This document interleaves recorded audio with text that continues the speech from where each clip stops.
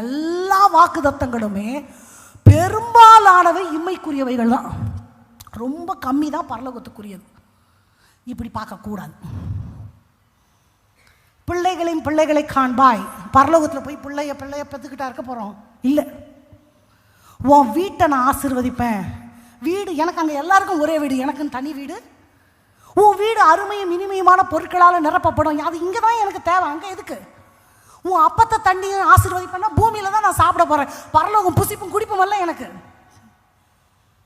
அப்போது வேதத்தில் சொல்லப்பட்டிருக்கிற எல்லா ஆசீர்வாதங்களும் பூமிக்குரிய, பெரும்பாலானவை பூமிக்குரியவைகளை உள்ளடக்கியது தான்.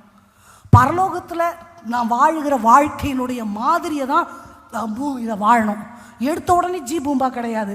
போக போக போக நான் ஆண்டவரை சேவிக்கிறது உண்மையானால் என் வாழ்க்கை மேலுக்கு வரணும்.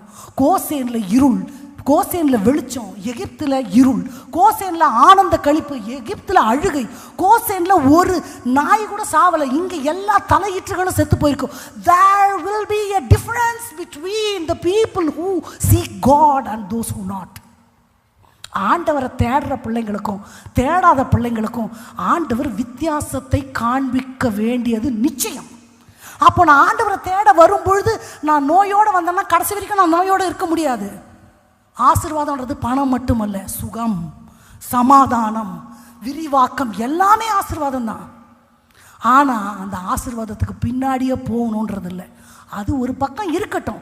நான் அவருடைய நீதியையும் அவருக்கான பாதைகளையும் தேடும்பொழுது அது தானாக என்னை ஃபாலோ பண்ணிக்கட்டும். ஆண்டவர் தரும்பொழுது தரணும், தருவார், அது பண்ணிக்கட்டும். அது பின்னாடி நான் போனோன்னு. ஸோ உங்களுக்கு அது புரியும்னு நான் நினைக்கிறேன். அந்த சத்தியத்தை ஆண்டவர் நமக்கு புரிய வைப்பார்.